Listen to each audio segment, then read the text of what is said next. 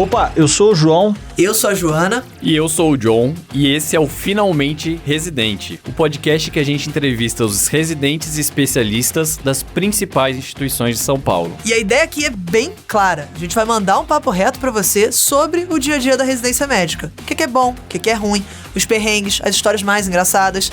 E a gente também vai falar, é claro, sobre carreira. Quais são as possibilidades de trabalho que você vai ter? Quanto que ganha um especialista? É 20, 50, 100 mil reais? Cola no episódio aqui junto com a gente que já você vai descobrir. Bora pro papo? Bora!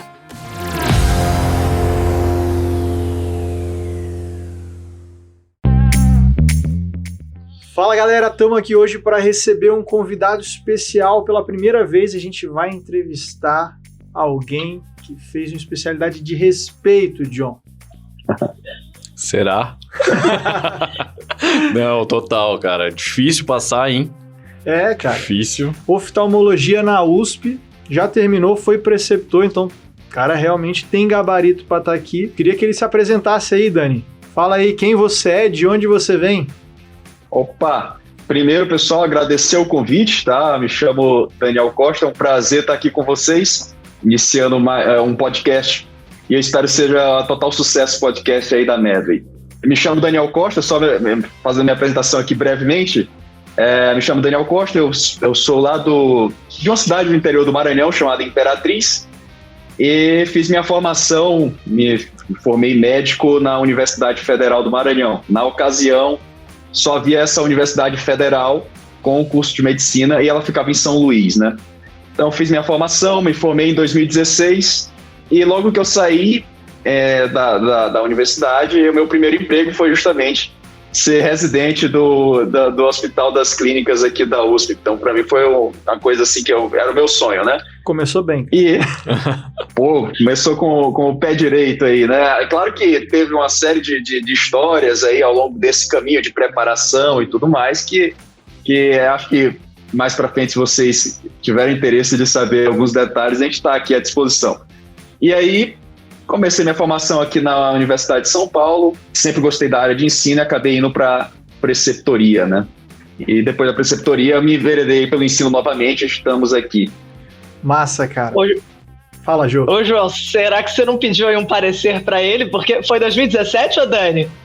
Foi 2016 eu terminei minha formação médica, né? Me formei médico e em 2017, 1º de março, já caí de paraquedas ali no meio do hospital ali das clínicas, que é aquele negócio, né? Aquela muvuca lá, aquela correria.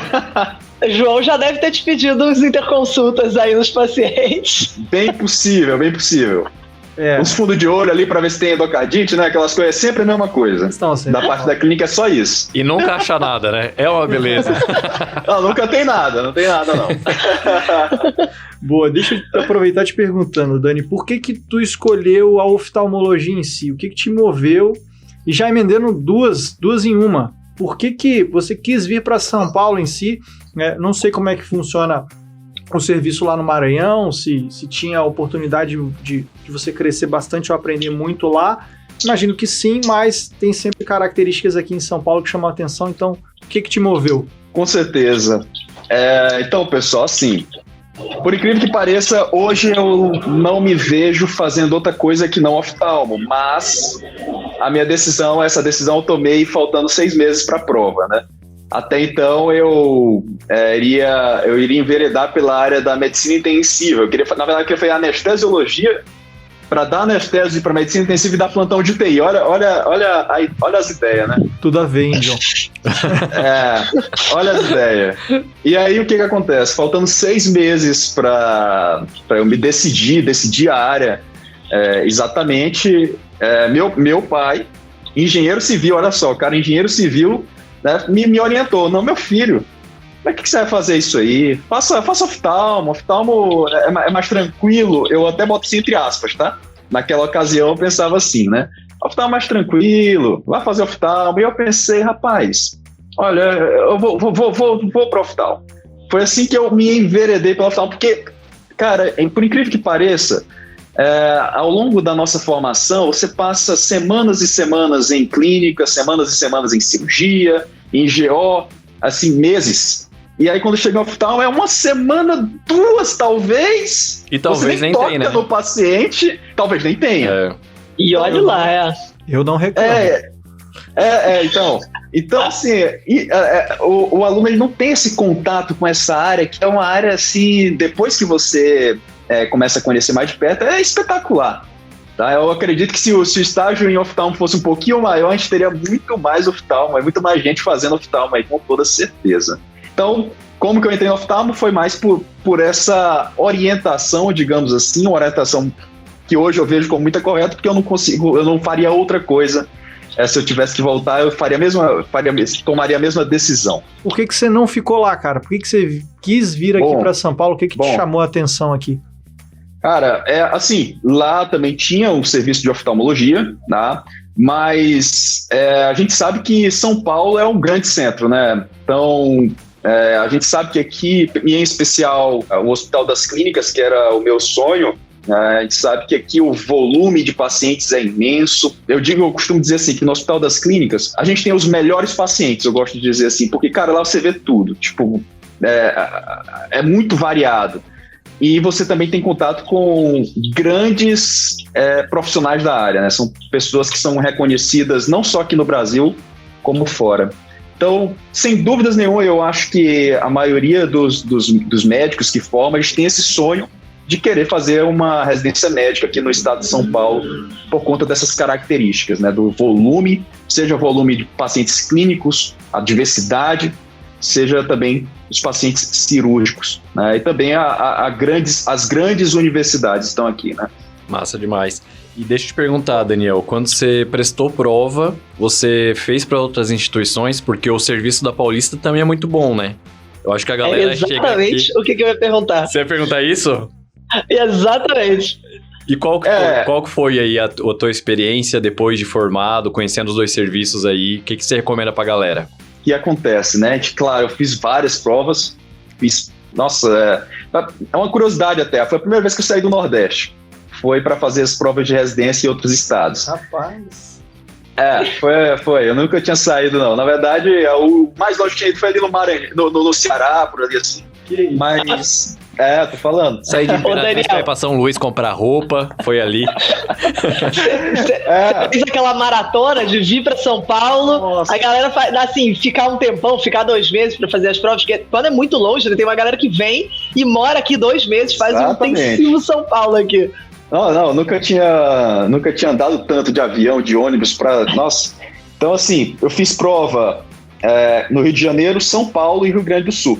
Tá? Eu fiz em 3 estados. Tive êxito no Rio de Janeiro e no Rio Grande do Sul. Rio de Janeiro foi na estadual do Rio de Janeiro. Eu passei lá em primeiro lugar na estadual. No Rio Grande do Sul, eu passei em segundo lugar no Hospital das Clínicas de Porto Alegre. É um excelente hospital também.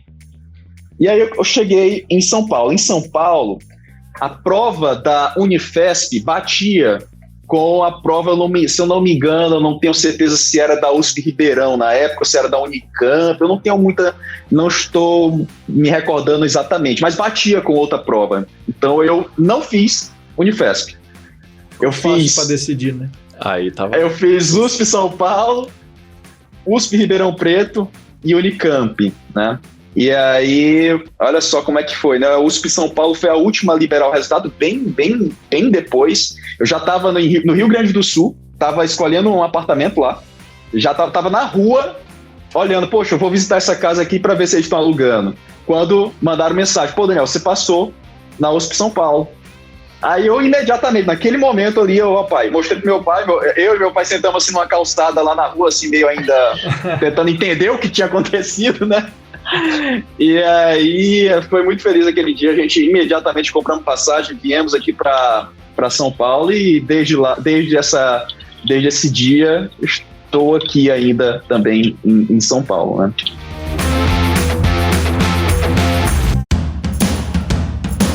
Deixa eu perguntar, Daniel, aí você veio para São Paulo, pouca experiência aí em viagens nacionais.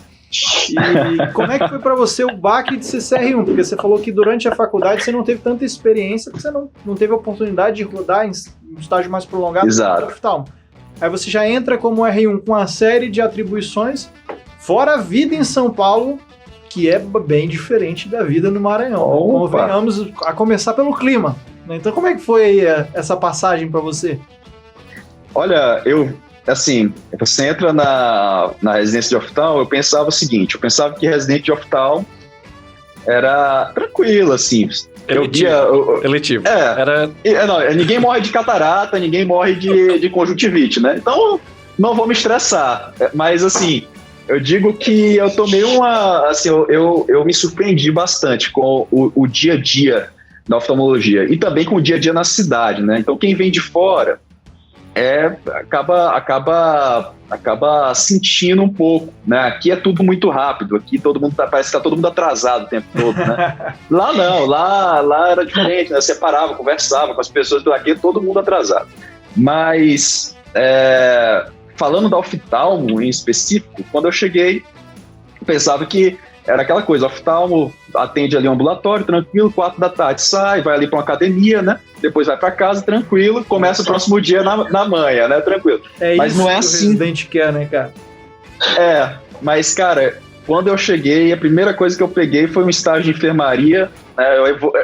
Foi uma surpresa, né? Cheguei, oftalmo tem paciente internado para evoluir, entendeu? E tinha lá, 15 leitos para você evoluir, eu chegava 5 da manhã, 5h40 da manhã, tocava ali a evolução, 7 era reunião, até meio-dia ambulatório, chegava no ambulatório, aí você pensava assim, poxa, meio-dia, você tinha a opção de almoçar e sair assim depois das 7 da noite, ou não almoça e sai antes das 7, sai mais cedo, você tinha essa opção também. E aí, todo dia até as 7 da noite ali, botando quente no trabalho. Então, assim, me surpreendeu. Pelo menos na USP era assim, eu não sei nas outras residências como que é o dia a dia, mas lá é bem puxado pro oftalmo. Isso teu pai não te falou, né? Isso aí, ele não, essa parte ele não tá, ninguém sabia na verdade. Ele não poderia nem prever, pois é, exatamente. Provavelmente quando ele indicou, ele pensou, se meu filho fizer oftalmo, ele vai conseguir voltar pro Maranhão mais vezes, né? Não foi o que aconteceu. Exatamente. Difícil, hein? Rolou essa consideração, Daniel? Em algum momento? Vou voltar? Era a ideia inicial? Como é que era isso? Olha, sim. Eu digo sim porque lá eu tinha alguns colegas, né, na área, então isso facilitaria, né, a minha atuação e tudo mais. Mas quem vem para São Paulo fazer residência aqui, fique bastante ciente de que as oportunidades aparecem. Então, é outra vantagem de você estar por aqui. Cara, as portas se abrem para você, com toda certeza, e para mim elas se abriram. E aí eu acabei, até hoje eu estou por aqui e pretendo permanecer um bom tempo, assim, né? Bacana, até furando esse gancho, Daniel, que tipo de oportunidade é essa que você fala? É trabalhar onde? É fazer o que depois que você se forma ou até durante a formação em oftalmologia? Olha, você tem grandes oportunidades, depende do perfil do aluno, na área de assistência, já que você está aqui, você está em contato com oftalmologistas realmente muito influentes no cenário, tanto aqui em São Paulo, Brasil, e também em outras nações, assim como também você tem na área da pesquisa. Então, não raro, aquele residente que tem interesse na parte de pesquisa, ele consegue facilmente 1 a 2 anos de estágio em hospitais renomados nos Estados Unidos, com tranquilidade, por conta dessa interação entre os assistentes que nós temos aqui com os assistentes que existem lá nessas grandes instituições. Então, estágios internacionais é tudo muito mais acessível, eu diria. E a questão de trabalho na área da assistência é realmente se você se destaca, se você busca um reconhecimento, os próprios assistentes eles abrem ali um espaço para você atuar, né? Uma pergunta, Daniel. Algumas áreas, hoje em dia, fazer fellow é uma condição praticamente obrigatória para se inserir no mercado. A oftalmo já está assim ou está muito opcional, ou generalista, o oftalmo geral ele se adapta bem ao mercado aí? Eu digo o seguinte, na verdade, o fellow é praticamente algo natural para o oftalmologista. Assim como você tem um clínico geral na clínica médica, o clínico geral ele forma, ele vai ou para uma cardio, reumato, nefro, né? Cada área dessa é um mundo e é meio que natural esse segmento na área de vocês. Na oftalmo, você como oftalmo geral, é natural também você se inserir em uma determinada subespecialidade. Quando o médico que está formando tem pouco contato com oftalmo, mas o mundo da oftalmo, ele é realmente muito grande. Então, você pode ser um glaucomatólogo, um retinólogo, você pode mexer só com a parte da frente do olho, só com a córnea, se você quiser. Você vai lá, você é um retinólogo, você vai lá, a retina tem menos de 1 milímetro de espessura e tem lá um tratado de 8.000 páginas para você ler de retina. Entendeu? Assim, é umas coisas, assim, é desse jeito, entendeu? Então, é necessário, realmente. O fellow é muito importante, eu diria que é fundamental. Aí teu pai vira e fala assim, não, faz retina, é tranquilo, vai lá, tá sossegado. Nossa, ele ficava preocupado com o dia a dia, ele ligava pra mim, meu filho, você não pode fritar os neurônios desse jeito, meu. Descanse. Desse jeito. Você citou alguns lugares fora, Daniel, de programas de fellowship. Tem alguns hospitais que você citaria, que você teve colegas que foram, e fora, por exemplo, nos Estados Unidos, na Europa? A melhor história que eu tenho para contar é de um colega meu, R3 na época, né? Quando eu entrei ele era R3, Dr. Rodolfo Takaishi. O que aconteceu? Ele teve a gente tem estágios, né? Tem uma forma de ranqueamento na residência, então os residentes que tiram notas melhores têm a oportunidade de fazer estágios internacionais, e ele foi para o Canadá, no Hospital Rosemont Maisonneuve, algo assim. Excelente. Uma coisa assim, é um SUS do Canadá, só que um SUS que parece um particular, sabe? SUS tem Plus, tudo, né, cara? Tudo que você imagina tem. E ele chegou lá, se destacou, um mês que ele ficou, se destacou, e o chefe do glaucoma chegou, rapaz, você não quer passar um ano aqui com a gente? Quer fazer um fellow com a gente aqui de glaucoma? Perfeito. Fez o fellow dele lá, para você ver como que as portas se abrem. Fez o fellow dele lá com o pessoal, tipo Ike Ahmed, que é um dos caras grandes assim da oftalmologia, tava lá com ele por perto ali, discutindo uma boa, entendeu?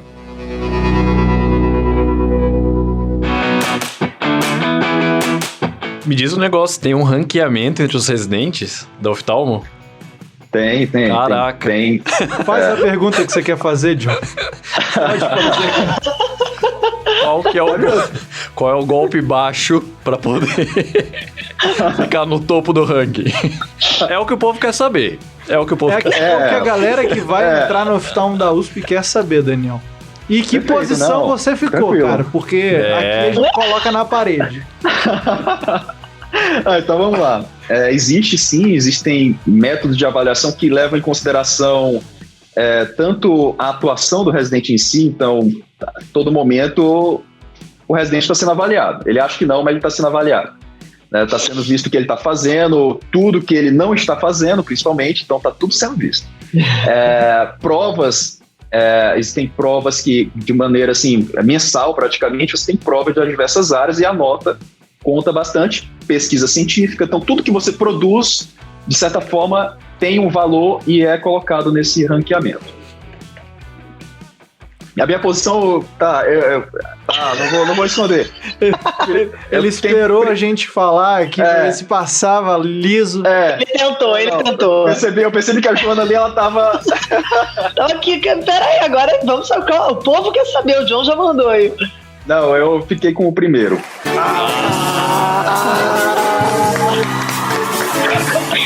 Mesmo que se ele não falasse, a gente, a produção, ia atrás dessa informação. Ia atrás, né? A gente divulga. A gente não tem escrúpulo. Fica lá no mural do oftalmo. Se quiserem olhar, lá tá lá. Joana.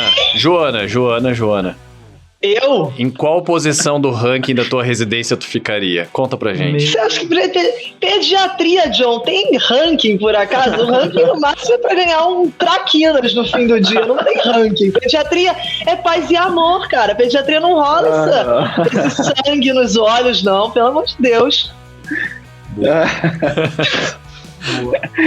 Eu não vou dizer minha posição, que eu acho que eu ficaria, mas... acho que não seria. Você tinha ranking, não, né? Não tinha, era tudo tranquilão lá. Tranquilão.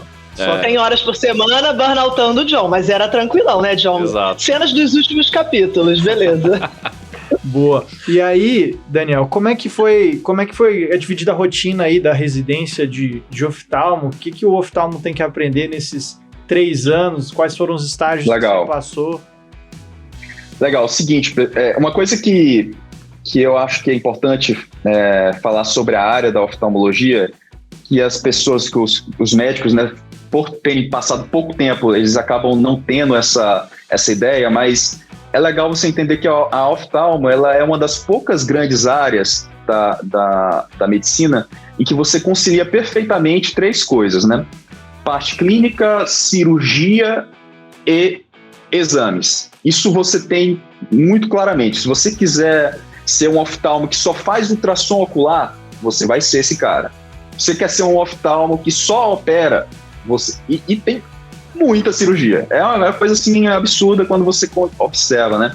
E se você não gosta de operar, não gosta de exames, quer ser só clínico, poxa, tem a área clínica de oftalmo, sabe? Então, assim, ela é bem versátil. Então, quem tem interesse nesses 3 elementos unidos aí, tá aí, eu indicaria. Mas, para sua pergunta, João, o que a gente tem que aprender ao longo dos 3 anos? Eu digo o seguinte, eu digo que o ano talvez mais importante seja o primeiro ano. Tá? No primeiro ano você chega assim sem saber absolutamente nada, né? Você não consegue ver um nervo óptico no paciente, não consegue ver. Você não consegue. Você senta lá, tenta, não consegue. No primeiro ano. No final desse primeiro ano, você está ali tirando uma catarata de olho de uma pessoa e fazendo ela voltar a enxergar. Uma pessoa que era cega, ela enxerga novamente. Então é uma evolução, é uma curva que eu costumo brincar assim. Ela não é ascendente, ela é vertical, ela é quase caindo para trás. De tão assim, impressionante que ela é, sabe? Você muda completamente aquele pensamento clínico tradicional, né? O médico clínico e tudo, você muda para um pensamento de oftalmologista que é diferente. E é difícil essa transição, não é simples, né? Então, eu diria que o primeiro ano é o mais importante. Você, ao final do primeiro ano, você já é um mini oftalmo. Você já até tira catarata, tá? Por exemplo. Legal. Fazendo cirurgias mais grosseiras, ainda não é as cirurgias mais tecnológicas, mas você ainda consegue ali com uma lâmina tirar uma catarata de um olho e fazer a pessoa voltar a enxergar. Então, no final do primeiro ano, você vai conseguir fazer isso. Tem até uma situação que, poxa, quando aconteceu comigo, eu pensei assim, é isso mesmo que eu quero para mim, realmente eu estou sentindo como que é realmente ser um oftalmo. Foi quando eu fiz uma das minhas primeiras cirurgias de catarata, operei uma senhora por volta de seus 70 anos, catarata nos 2 olhos, então muito avançada, ela não enxergava dos 2 olhos, tinha um neto que já tinha 2 anos de idade, só que ela nunca chegou a ver a face do neto dela. E quando eu fiz a cirurgia dela, no mesmo dia à noite, ela disse que ela viu a criança subindo as escadas em direção ao quarto dela e a criança perguntava para ela assim, vovó, por que você tá chorando? Porque ela estava enxergando pela primeira vez o neto, 2 anos depois da criança ter nascido, ela nunca tinha visto a face da criança, imagina. Então isso, nesse dia assim, eu fiquei, cara, isso é espetacular. É uma área que você se satisfaz muito profissionalmente, assim falando.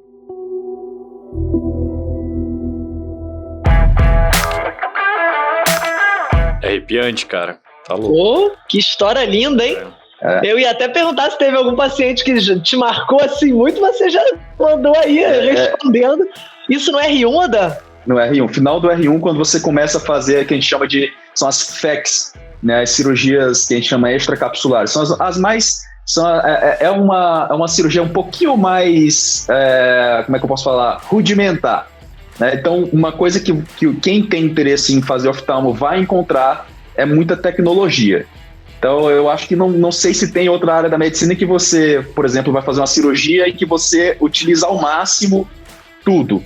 Você está aqui olhando no microscópio, a mão esquerda está com um material, a mão direita com outro, o pé esquerdo controla o microscópio, o pé direito controla o aparelho de facamificação, por exemplo. Você usa todos os membros para fazer um tipo de procedimento cirúrgico altamente tecnológico. Então, quem gosta de tecnologia poxa, faça oftalmo que tá bem, tá indo bem. E você tá tocando uma bateria no centro cirúrgico, é isso? Exatamente, né? E tudo milimétrico, né? Tudo muito pequenininho, né? Caramba, Daniel, no R1 eu comia terra, cara. Sabia nem o que eu tava fazendo. Eu ia te perguntar, John, Eu era nada. o que na tua perspectiva, o Daniel falou que você já é um mini oftalmo quando você termina o R1 de oftalmo. O que você fazia quando você era um mini clínico ali no final do R1, cara? Cara, Você fez alguém voltar a enxergar, John? não, O que você fez de bom, cara? nada. Não, alguma coisa você deve ter feito, cara. Quais eram tuas habilidades aí? Minhas habilidades, cara. Deixa eu pensar aqui, não veio nada. O John colhia uma gaso como ninguém. Gasometria era com ele mesmo. Nossa, falaram até que eu era o melhor interno. Mas, cara, fiquei feliz que você falou um negócio. Dá dificuldade de ver o nervo óptico mesmo, assim, no começo do R1? Olha, acho que você demora, acho que um mesinho aí, é só para você conseguir enxergar o nervo utilizando as lentes que a gente costuma usar no ambulatório, né? É muito difícil, assim, no começo. Inclusive, é um dos motivos de muitos desistirem da oftalmo. Então, isso acontece. Na verdade, todos os anos nós temos em torno de 1 a 2 desistências na oftalmologia. Existe um período inicial em que você tem uma dificuldade de se adaptar àquela nova realidade, que você, muitas das vezes, até se frustra porque você não consegue mesmo, tá o paciente sentado na sua frente, você não consegue tirar as informações. E aí, na oftalmo, o início, você é muito dependente do seu residente R+, e do seu preceptor. Realmente eles têm que pegar você ali mesmo na mão e mostrar aos pouquinhos, até depois de algumas semanas, até meses, você, poxa, viu o nervo óptico pela primeira vez. É uma felicidade isso aí. Você consegue fazer isso, tá? Eu, como clínico, fico muito feliz. Obrigado, Daniel. Era isso que eu queria. Não, são habilidades novas, né? São habilidades que o médico vai adquirindo aos poucos, vai se tornando mais oftalmo. Você chega lá, faz aquela anamnese gigante, sabe? Do clínico, e na hora o seu chefe, seu assistente, ele, na verdade, assim, a anamnese do oftalmo, ela tem, acho que duas frases, às vezes 5 palavras já tá bom, sabe? Ô Dan, você tá aí falando que, putz, foi pesado, né? Foi puxado, eu imagino que tem gente que desiste, deve ter sido uma carga emocional, física, muito grande, eu imagino, né? Tinha alguma válvula de escape? Como é que você conseguiu lidar? Porque, você tava longe de família, morando, primeira vez que você saiu lá do Maranhão. Caraca, cara, assim, o que você fazia pra não pirar, sabe? Porque acho que isso é importante também de comentar. Sim, olha, eu vou te falar que foi difícil, viu? Muito difícil, viu? Acho que assim, teve época que se eu fizesse lá os critérios para talvez depressão, acho que eu preenchia, né? Mas Fica um tempinho aí no final, depois a gente conversa, cara. A gente aqui fala a real da residência, né? A gente fica, é tudo flor, mas não é bem assim, não é tudo flor sempre. Nem tudo são flores, né? Mas eu digo assim, eu acho que realmente a perseverança e na minha cabeça, muitos colegas, como eu falei, né, 1 ou 2 acabam desistindo, mas na minha cabeça eu pensava assim, cara, eu sofri tanto pra estar aqui, eu vou até o fim, não importa, entendeu?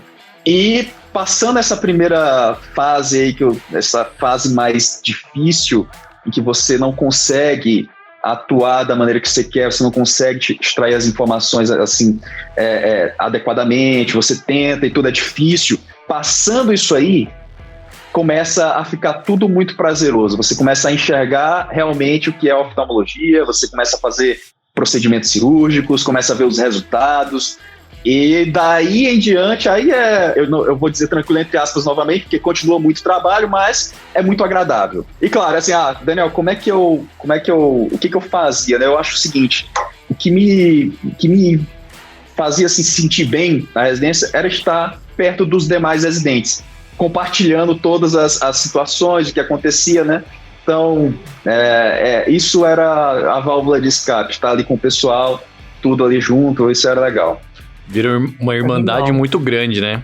teus R iguais, assim, né? Tu acaba tendo um vínculo muito, muito forte, né? É a nova família, eu diria. Eu achei lindo. Reforça aqui, né, Ju, que o fato de que uma das melhores coisas que você leva da tua residência, obviamente, além da instituição e do respeito que vem de você ter feito a residência num lugar de renome em si, é justamente os teus colegas, né, os teus pares que viram grandes amigos e Com certeza. pessoas muito próximas depois da tua formação. Com certeza.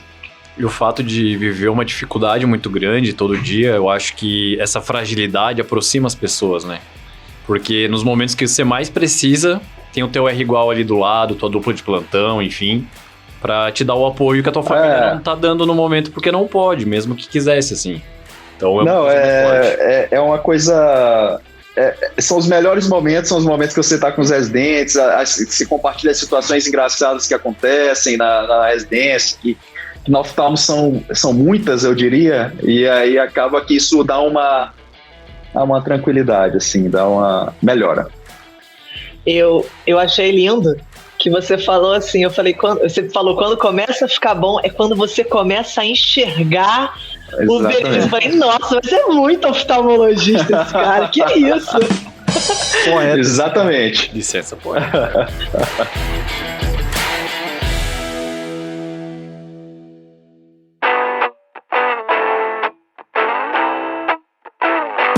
Ô Dan, e me conta aqui uma coisa, tô querendo entender só mais uma coisa aqui. Uma coisa que a gente às vezes pergunta é a questão de dar o plantão no meio da residência, né? Porque a oftalmo é uma especialidade muito específica, né? Não é uma clínica que você dá plantão de clínica, não é uma PED que você dá plantão de PED. Como é que, a partir de que momento da residência você começa a dar o plantão de oftalmo? Existe? É durante a residência ou é depois? Eu não sei se você deu plantão na residência, mas se você também não deu, deve ter gente aí que deu perto de você. Com certeza. Eu acho que aí tem duas situações, né? No meu caso, eu tive a oportunidade de, pelo apoio que eu tive dos meus familiares, me dedicar 100% à residência, ao que acontecia na residência. Então, eu, particularmente, eu dei poucos plantões, 2 plantões, e foi no R3 que eu fiz isso. Mas, geralmente, os colegas eles começam a fazer plantão muito mais de refração, óculos. Tem esse tipo de plantão também. Tem um plantão pronto-socorro, né? E tem um plantão de óculos a partir ali do R2, mais ou menos. Plantão já de pegaram óculos. Bastante. De óculos, cara. De óculos. Exatamente. Paga bem. Plantão de refração. Quanto paga esse plantão aí? Pra galera curiosa aqui. Assim, você passa lá uma tarde, em torno de 600, mais ou menos, R$600. Opa. Pô, achei jogo, hein? Tem vaga? Você faz 60 óculos, né? Mas... acho que deve ficar cansativo uma hora, né, John? Vamos deixar, né? Mas na residência em si, você tem muitos plantões da residência, né? Na parte de oftalmologia, a gente dá bastante plantão. Lá no Hospital das Clínicas, você tem uma escala bem interessante de plantão. E eu digo que no pronto-socorro é onde o R1 mais aprende. O R1 aprende muito lá no pronto-socorro, é muito bacana. Quando era porta aberta, o pronto-socorro da oftalmo era o pronto-socorro que mais tinha ficha para atender. Do HC. Você é louco. Mas a residência era tranquila. Era quase o dobro de atendimento do segundo colocado. Eu não lembro quem era o segundo colocado, mas era o dobro. Era um negócio... Mas agora... Você pegou essa época, cara? Graças a Deus. Peguei. E sobrevivi ainda, né?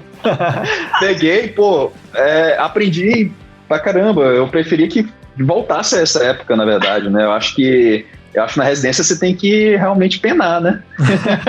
Agora que o cara saiu, ele fala isso, né? Olhando pra trás, né? Exatamente. Isso, galera. É a postura de um primeiro lugar de oftalmo, gente. Isso que eu ia falar, é por isso que ele é primeiro lugar, né? Porque a gente queria o quê? Que o plantão fosse sucinha, dormindo. Jurava que havia um gráfico a Deus eu não peguei essa época, mas foi só um graças a Deus eu peguei. Ô, Dan, bom demais. Posso fazer uma pergunta aqui? Aproveitando que a gente tá nessa vibe mais aí divertida. Você lembra de alguma história, alguma pérola que rolou na residência? Alguma história, cara, muito boa, assim, que teve a história do seu paciente, né, que você se emocionou e tal, mas tem uma zoeira, uma coisa aí que devia ter, assim, família, né, cara? De família... Tem muito, cara, tem muito, assim. Olha, teve uma situação que foi até, assim, acontece, né? A situação era a seguinte: eu estava no meu R2 e aí eu fui auxiliar um preceptor na época, no procedimento, né? E tava tudo pronto, a sala, eu cheguei atrasado, porque eu tava resolvendo o problema ali do centro cirúrgico e tal. Quando eu cheguei pedindo desculpa logo, né? Ô, preceptor, peço desculpas aí, se eu não for bem aí na instrumentação, eu peço também desculpas, porque eu nunca entrei nesse tipo de cirurgia, né? O paciente estava deitado lá com o aparelho, né, o olho aberto aqui, pano, e aí o preceptor falou assim: não, Daniel, não se preocupa não, porque eu tô fazendo pela primeira vez também. Aí o paciente sabe, o paciente ficou naquela hora assim, sabe? Aí depois a gente foi se sacar. Putz, aí o paciente veio falar: doutora, quer dizer que você fez pela primeira vez, aí o procedimento foi no meu olho? Muito bom. Deu certo direto, essas coisas assim. Dá certo. Funciona, dá tudo certinho. Bom demais. Deixa eu perguntar, Dani, tu era o exemplo número 1 da residência, mas a gente sabe que em toda residência rola uma treta básica, cara. Então, se não foi contigo que rolou aquele entreveiro, aquela quebrada de mão, aquela deslizada, entrega algum colega aí sem contar nomes aí pra gente. Rapaz, já teve coisa feia, assim, sabe? Já teve encrenca, assim, no meio de ambulatório, por conta de cirurgia, sabe? Assim, você tá... Sabe, assim, tinha gente que tava aprontando nas cirurgias, aí teve encrenca feia, que tiveram até que apartar lá os doutores pra não ter nenhum problema. Mas não tava dentro do centro cirúrgico ainda, era o pré-operatório ali ainda. Lá no ambulatório ali ainda, na parte clínica ali ainda, no pré-operatório. Tem umas tretas assim na ófita também. Eu acho que na área de vocês deve ter também, né? Na pediatria, não. Não tem? É paz e amor assim? Mentira, claro que tem. Já teve tapa na minha residência, cara. Que isso? Teve uma vez que a gente quase saiu no tapa com a pediatria também. 13 anos, quem atende? É clínico ou pediatra? É pediatra? Óbvio, né? Óbvio. Então tá. Então a gente tava assim. Não, mas depende do serviço. Vamos lá. Calma. Por isso que tu não foi o número 1 da tua residência, Exatamente. Porque não tinha, né, John? cara? Não tinha. Se tivesse, eu também não sei. Você não estaria lá no muralzinho no primeiro lugar. Não com essa postura aí. Pois é. Menor chance. Mas não fui eu. E deixa eu te perguntar, Dani, você terminou oftalmologia, você ou teus colegas em si, o que o oftalmo faz quando ele termina? Ele pode fazer o fellowship, você falou, beleza, continuar estudando, mas o que a galera aqui, por exemplo, fez? Vai continuar dando plantão de óculos ali para sempre ou não? Tem uma rotina numa enfermaria? Tem um ambulatório que pega? Acompanha o chefe, começa a operar com o chefe? E para cada uma dessas situações, qual que é a bufunfa aí? Que é o cenário esperado em termos de dinheiro pro cara que terminou ali o oftalmo? Vai ganhar 5, 10, 20, 50 mil reais? Olha, João, acho que isso depende muito do local, de onde para onde você quer ficar, né? Acho que isso depende muito desse fator, principalmente. Se o oftalmo ele está buscando maiores salários, aí eu creio que ele tenha que ir para locais que tenham menos oftalmos, né? Então, a região norte e nordeste ali precisa muito desses profissionais. E, logicamente, na falta, acaba que a remuneração é muito maior. Então, salários acima de 20 mil são bem factíveis para aquelas localidades. aqui em São Paulo, na região de São Paulo, 20 mil é factível, mas você tem que estar muito bem localizado e ter boas oportunidades, sabe? Trabalhar realmente muito para conseguir isso. Então, quais são as formas de trabalho que tem, né? Como você falou, pode seguir lá o fellow, né? Mas o oftalmo ele pode decidir por fazer plantões na área de pronto-socorro mesmo. Existem vários hospitais na cidade que contratam os oftalmos para fazer plantão de emergência, urgência e emergência. Mas a via mais comum são os atendimentos ambulatoriais, tá? E geralmente nas cidades maiores, aqui por exemplo, existem grandes grupos. Esses grupos que coordenam aí esses atendimentos, eles contratam os colegas que são formados aí os mais novos, vamos dizer assim. Eu acho que é difícil aqui em São Paulo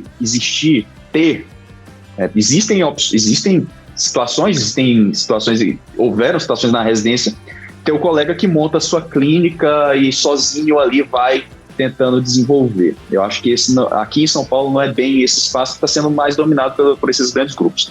Agora, em locais em que você tem uma menor quantidade de oftalmologistas, aí sim você pode pensar nessa questão de ter um consultório ou algo do tipo seu, somente seu. Mas seria basicamente isso, pronto-socorro ou atendimento ambulatorial, tá? Entre 10 e 20 mil reais aqui, com realmente muito trabalho. Fora, acima disso. Estamos até melhor, Estamos até melhor como clínicos. Pois cara. cara. Eu achei que fala muito esse do procedimento, né? Eu achei que você ia me meter aí uns 60 mil. Tranquilo. Eu também. Boa. O que acontece? A oftalmologia ela é uma área muito cara. Para você montar um consultório, você necessita de aparelhos que têm muita tecnologia empregada neles. Então, um consultório básico, hoje, sai por em torno de uns, para mais de 80 mil reais, com certeza, básico, bem básico. Só para você conseguir fazer seu óculos, examinar um paciente um pouquinho melhor. Então, não é fácil o residente já sair com essa quantia. Então, é bem devagar essa evolução. Com relação à questão de procedimentos, tem muito procedimento, mas, novamente, você vai ter acesso a esses procedimentos mais em regiões que a quantidade de oftalmologistas é menor. Então, assim, por exemplo, cirurgia de catarata. Cirurgia de catarata no particular, se você consegue ali, existem vários tipos de tecnologias de lente, a depender da lente que você vai utilizar, o valor é maior, você, no particular, vai acima de 5 mil reais uma cirurgia de catarata que dura, em mãos habilidosas, menos de 10 minutos. Então, se você tem acesso aos procedimentos, realmente aí os valores são bem maiores, né? Mas não é assim, tão simples assim, né? Você ter acesso a eles, né? 5 mil reais em 10 minutos. Aí o céu é o limite, né? Aí tem assim, tem colegas que em locais, por exemplo, na minha terra, tem colega que opera 30 cataratas num dia, por exemplo. 30 Então vamos fazer a conta. Vamos fazer a conta, peraí. Não faz nem as contas aí, né? 30 em um dia, cara. Onde é que é a tua terra, cara? Nós estamos indo falar agora. Mas Imperatriz, bora. É muito variado, né? Se é particular ou se é SUS, né? A maioria dos casos são SUS. Sabe e aí a remuneração é menor, logicamente. O que é pior, John, nessa história? Que eu fico pensando. Se chega, a gente tá num plantão lá de emergência clínica. Chega 15 entubados, você entubou os 15 e manda pro TI, ventilação mecânica e blá blá blá. O que você ganha além? 10 reais. Não, você não ganha nada, cara. Você ganha um plantão ferrado. Um plantão que você trabalhou o dia inteiro. Ô, galera, eu acabei de decidir qual vai ser a terceira residência que eu vou prestar. Ponto. Oftalmo, não tem nem dúvida. Mas existem vários tipos de procedimentos, né? Além desses, existem vários outros, por exemplo, pacientes com diabetes, que é algo muito comum, eles têm uma condição que a gente chama de edema macular. E o tratamento disso envolve injeções. A gente faz injeção intraocular de uma medicação, procedimento aí que você vai levar menos de 4 minutos em si para fazer e... Não, cara, não fala, cara. Eu não quero saber, cara. Eu não vou nem falar, né? Não, pera aí, fala, tô curioso, cara. Fala! Agora fala, humilha aqui, vai. Dependendo do tipo de medicação, é uma remuneração entre R$1.000 e R$2.000 por injeção, né? É interessante, é uma outra área bastante interessante de atuar. Tá, mas como... Existem vários outros. Tem a cirurgia refrativa, né? Tira o óculos dos pacientes, tem sido muito procurado, por aí vai. Cada área dessa é um fellow, né? Que o residente tem que fazer para conseguir dominar essas habilidades. Mas daí as contas não fecham, Daniel. Porque se vai até 20 mil por mês, então trabalha 2 horas por mês. Estou falando em uma situação ideal, né? A situação que você tem os procedimentos. Mas aqui em São Paulo não é a situação mais tranquila para você atuar. Aqui em São Paulo é engraçado que te dá um desenvolvimento na carreira muito, muito grande, muito diferenciado, só que a remuneração ela não é proporcional a esse desenvolvimento, principalmente aí nos 6 primeiros anos aí pós-formado, né? É muito louco isso.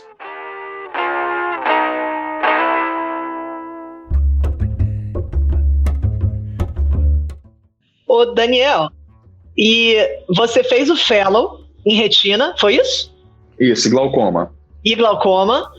E aí depois, foi um desses caminhos que você seguiu? Como é que foi esse pós? Olha, na verdade foi uma surpresa, né, no meu caso, porque acabei que logo em seguida eu me enveredei pela área do ensino. Sempre gostei muito de ensinar, de dar aulas e o coronavírus, ele me obrigou, na verdade, a inovar de alguma maneira. E a inovação que eu fiz foi realmente de ensinar as pessoas a passar na prova de título do Conselho Brasileiro de Oftalmologia, né, que eu tive uma ótima nota. Pera, cara. E aí... Pera que eu quero saber. Qual foi a tua posição no Conselho Brasileiro de Oftalmologia? Olha, João, eu te falar, assim como vocês aí, eu gosto muito de uma prova, né? Eu gosto de fazer questão. Eu posso ver uma meta que eu quero bater. A gente vive disso, né, João? De responder questões, né? De fazer prova. E nessa daí eu fiz 96% da prova. E peguei o primeiro também. Ah, moleque! Bom, o cara só sabe ficar em primeiro, né? É. Imagina se ele pega o primeiro lugar, John. Primeiro lugar, Jô. Lá no ranking dos oftalmologistas que mais fizeram cirurgia de catarata em São Paulo. Nossa senhora, aí esse daí tá um pouco difícil, hein? Nossa, cara, mandou muito bem, hein? Parabéns. E isso abriu as portas também, né, para que eu atuasse na parte de ensino. E aí eu sigo nessa parte. Eu ensino as pessoas a passarem nessa prova e a serem oftalmologistas melhores também. Bacana, é a prova do CBO, né? Exato, Conselho Brasileiro de Oftalmologia. E tem uma página aí pra galera que quiser acompanhar o trabalho de vocês, né? Eu vi recentemente, vocês começaram, foi no ano passado mesmo? Começamos em abril de 2020, né? E de lá pra cá a aceitação tem sido muito boa, tá? Então quem tiver interesse pode visitar a gente lá no Instagram, Grupo Oft Review, e vai ser muito bem recebido. Bacana. Chique, hein? Da hora. É muito massa ensinar, né, Dan? É muito bom. Olha, o que acontece? Eu costumo falar assim, pra mim, a satisfação que eu tenho, você pensa, poxa, Daniel, operar catarata é legal? Cara, é muito bom. É muito bom, é uma cirurgia limpa, uma cirurgia rápida, uma cirurgia que você vê o resultado ali. Saiu da cirurgia, o paciente tá feliz. Mas eu sempre gostei realmente de ensinar, muito antes mesmo, até na época, antes da medicina eu gostava já. E pra mim, eu fazer uma pessoa ali, um colega, entender um assunto que ele não estava entendendo e aquilo ali iluminar pra ele, pra mim é a mesma felicidade que eu tenho, que eu tive de fazer aquela pessoa, operar aquela catarata, fazer aquela pessoa enxergar, sabe? Pra mim, eu tenho essa satisfação profissional semelhante. Então, eu posso dizer que hoje eu não sinto falta da cirurgia em si, sabe? Eu me sinto muito bem fazendo o que eu faço atualmente, que é ensinar.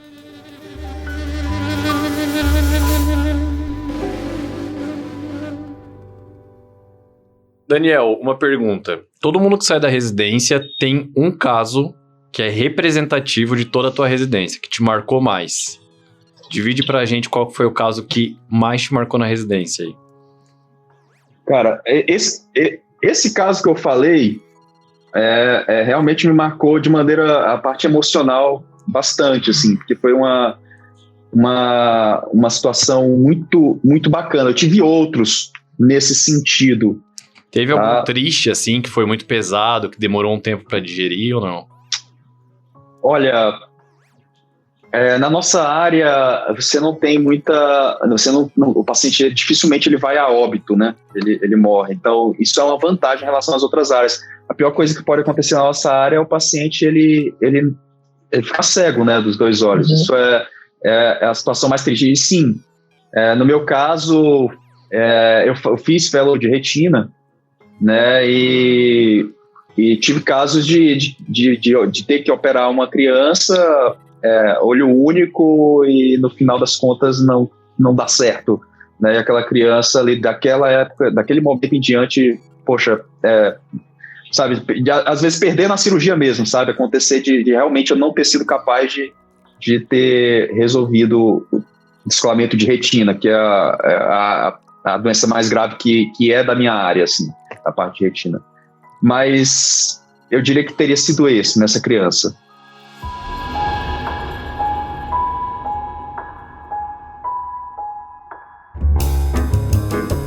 Você trouxe até... Eu nem tinha parado para pensar, Daniel, mas você trouxe uma perspectiva que é óbvia, mas que eu não enxergava os outros oftalmologistas dessa forma, né?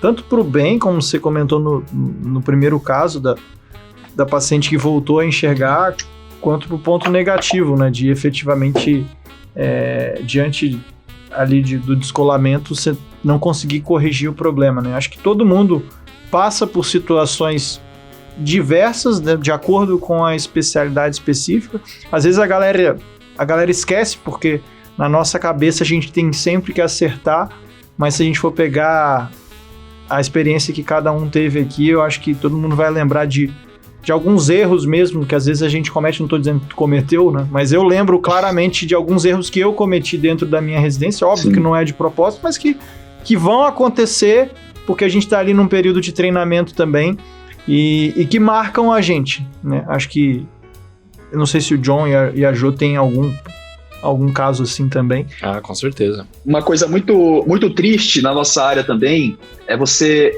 ter casos de endoftalmite.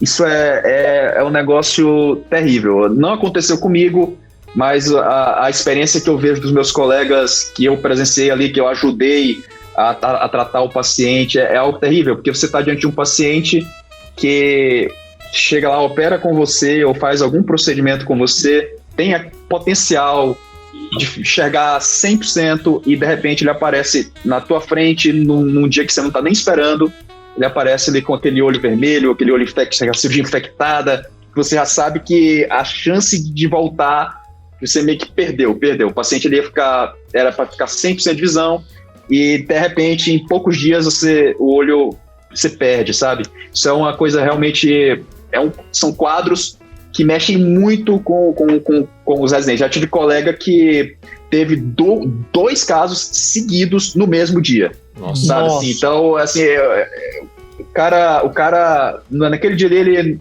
ficou assim arrasado, sabe? Então é algo que pode acontecer também, que não aconteceu no meu caso, mas que eu senti ali o que o colega sentiu, assim, também, pensando nos meus pacientes, sabe? O que é a medicina, né? A gente sempre está muito vulnerável, muito com risco, e quando a gente não erra, como o João falou, ou quando a coisa não flui como a gente quer, isso ataca muita gente, né? Porque afeta muito uma outra pessoa. Então, às vezes, o pessoal vai para oftalmo porque, eu imagino que role isso, né? Como foi mais ou menos a ideia do teu pai, não morre ninguém, mas não é bem por aí, né? É uma área muito cirúrgica, sabe, Joana? Então, e tudo acontece muito rápido na cirurgia. E quando você erra, o negócio dá muito ruim, sabe? E isso te afeta muito. Já tive várias complicações, a curva de aprendizado, E realmente é tudo muito rápido e é muito desagradável a situação, tipo quando você erra uma cirurgia de catarata, por exemplo, ou descolamento de retina. Então é bem, nesse sentido, pode te frustrar naquele momento ali. Mas só complica quem opera, né? Então acontece. Deixa eu te perguntar, Dani, qual foi o teu principal aprendizado aí na residência em si? O que você considera? Putz, cara, teve muitos, né, cara? Eu mudei completamente do que eu cheguei pro que é agora, em todos os sentidos. Em sentido de responsabilidade, de ser mais, de atuar de maneira mais decisiva nas coisas. Mudou completamente minha personalidade, no sentido de que eu me tornei muito mais independente, né? Então, tem essa questão de personalidade mesmo, que o Resident, ele é forjado ali naquele dia a dia que é muito puxado, ele vira outra pessoa, né? Eu digo que o couro ele fica bem grosso, assim, de tanto tomar pancada, né? E você vira outra pessoa, você muda a sua personalidade, você realmente cresce muito nesse sentido. E, cara, todo o conhecimento que veio, né, técnico, sabe, assim, para mim isso é realmente assim, agradeço eternamente ali ao Hospital das Clínicas e não faria outra residência que não fosse essa de novo, sabe? Pra gente fechar aqui agora, que conselho você daria pra galera que vai virar residente, o cara que começa o R1, ou que conselho você daria pra você mesmo se você estivesse começando o R1? Olha, pro cara que começa o R1, eu quero dizer para ele que ele tá na melhor especialidade que existe, tá? Essa é a primeira coisa que eu tenho para dizer para ele, e que ele seja perseverante. No começo vai ser difícil, mas depois ele vai ver que realmente não tem coisa melhor do que atuar na oftalmologia. Massa. Pô, brigadão, Dani, pelo tempo, pelos aprendizados, por dividir toda a tua trajetória. Eu tenho certeza que a galera gostou bastante. E é isso aí, manda aí o teu recado final. Pessoal, antes de mais nada, agradecer a equipe aí da Medway.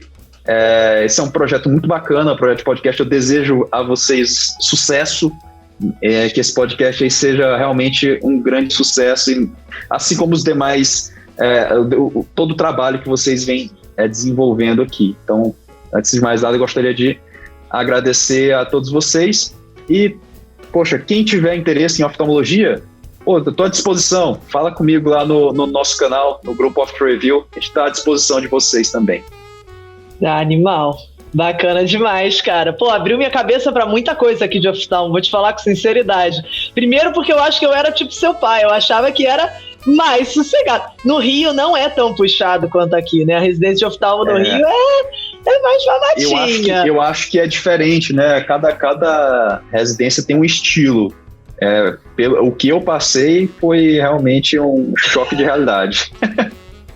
Ele fala assim, o que eu passei foi, dá pra olhar a alma saindo pelos olhos, assim, você meio tipo, o que eu passei, um transtorno. E tem uma característica interessante, você acha que melhora, mas no R3 é mais puxado.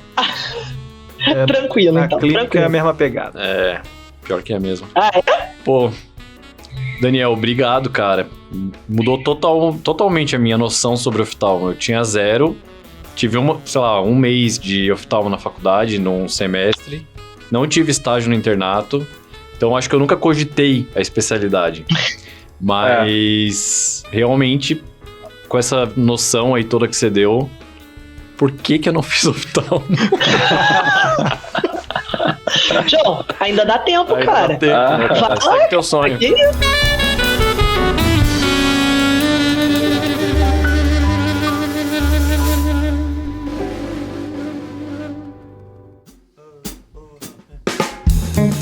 É isso aí, galera. O episódio de hoje foi com Daniel Costa, ele que fez residência no HC da USP e também foi preceptor lá. Episódio muito bacana, né, John? Opa, e se você gostou ou se tem algum amigo ou amiga que vai fazer oftalmo, não sejam mesquinhos, galera. Compartilhem com eles e não deixe de mostrar aí esse episódio com o Daniel. E também não esqueçam de seguir a gente lá nas redes sociais, no Instagram, @medway.residênciamédica.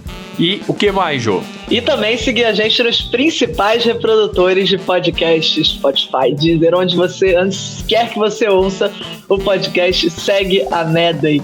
No próximo episódio, a gente vai ter convidados especialíssimos da neurocirurgia da Santa Casa, então não vacila. Te esperamos no próximo episódio. Até mais. Valeu!